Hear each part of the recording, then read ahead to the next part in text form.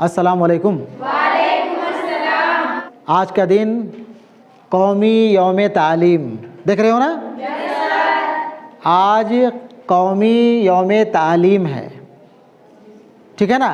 11 नवंबर को यौम तालीम पूरे हिंदुस्तान में मनाया जाता है। ये क्यों कर मनाया जाता है, क्यों मनाया जाता है, इनके तस्वीरों को देख करके तुम लोगों को पता हो जाना चाहिए, ठीक है ना? आज ही के दिन मौलाना अबुल कलाम आज़ाद, ये तस्वीर जो देख रहे हो किनका है, सब पहचानते हो ना जी? आज ही के दिन 11 नवंबर 1888 ईस्वी को हमारे मुल्क के पहले वज़ीर तालीम, शिक्षा मंत्री, एजुकेशन मिनिस्टर का जन्म हुआ था।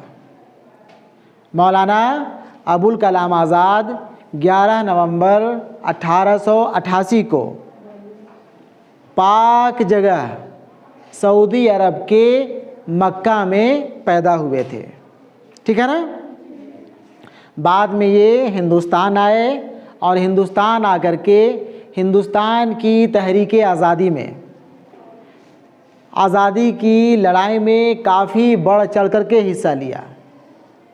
जिस तरह भारत को आज़ाद कराने में, आज़ादी दिलाने में दूसरे रहनुमाओं ने अपना रोल अदा किया, मौलाना अबुल कलाम आज़ाद का नाम किसी भी मामले में दूसरे रहनुमाओं से कम नहीं है। मौलाना आज़ाद का यह सोच था कि हमारा मुल्क आज़ाद हो तो यह इंडिया पाकिस्तान में बढ़ करके आज़ाद ना हो, बल्कि हमारा मुल्क एक मुल्क हो। हालांकि इनकी कोशिश, इनकी मेहनत एक तरह से कहा जाए वो नाकाम रही और आखिरकार इंडिया आज़ाद हुआ, और वो आज़ाद हुआ तो इंडिया पाकिस्तान अलग अलग दो राष्ट्र बन करके आज़ाद हुआ। मौलाना आज़ाद ने हिंदुस्तान के मुसलमानों को हिंदुस्तान में रहने के लिए काफ़ी इन्होंने जद्दोजहद किया, काफ़ी इन्होंने कोशिशें की कि भारत के मुसलमान भारत में रह जाएं। इनका कहना था, सोच था कि अगर भारत के मुसलमान हिंदुस्तान छोड़ करके पाकिस्तान चले जाएं तो फिर हिंदुस्तान में जो बड़ी बड़ी मुसलमानों की बनवाई हुई इमारतें हैं, मस्जिदें हैं, तारीख़ी मकामात हैं, उनका क्या होगा, है ना? जब देश आज़ाद हुआ उसके बाद यह भारत के पहले वज़ीर तालीम, भारत के पहले शिक्षा मंत्री बने, है ना? 15 अगस्त 1947 से लेकर के 1958 ईस्वी तक ये भारत के पहले वज़ीर तालीम रहे और इन्होंने भारत में, हिंदुस्तान में तालीम को बढ़ावा देने के लिए काफ़ी मेहनत की, काफ़ी कोशिश की। इन्हीं के कोशिशों का नतीजा था भारत का पहला इंजीनियरिंग कॉलेज IIT खड़गपुर की बुनियाद डाली गई।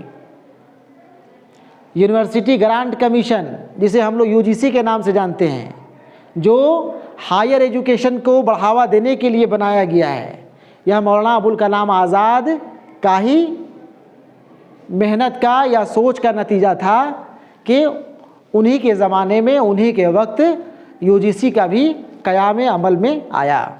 इन्होंने तालीम को फ़रोग़ देने के लिए, एजुकेशन को बढ़ावा देने के लिए और भी कई तरह का काम किए।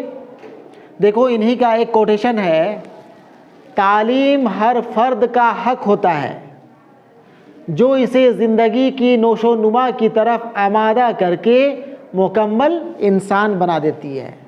ये मौलाना अबुल कलाम आज़ाद का ही कहना था, ठीक है? बाद में जा कर के मौलाना आज़ाद को भारत का सबसे बड़ा अवार्ड, सबसे बड़ा एजाज़ भारत रत्न से भी नवाजा गया। 2008 ईस्वी में भारत सरकार ने इन्हीं के नाम को ज़िंदा व जावेद करने के लिए हर एक साल 11 नवंबर को कौमी यौम उर्दू मनाने का ऐलान करती है। उस साल से लेकर के हर एक साल 11 नवंबर को, यानी कि इनके यौम पैदाइश के दिन को कौमी यौम तालीम के तौर पे पूरे हिंदुस्तान में मनाया जाता है। ठीक है ना?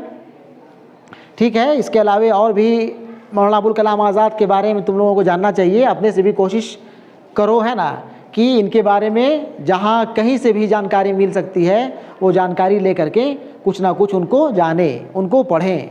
जो भी हिंदुस्तान के बड़े बड़े शख्सियत हुए हैं उनको जानना चाहिए, पढ़ना चाहिए। ठीक है? ठीक है।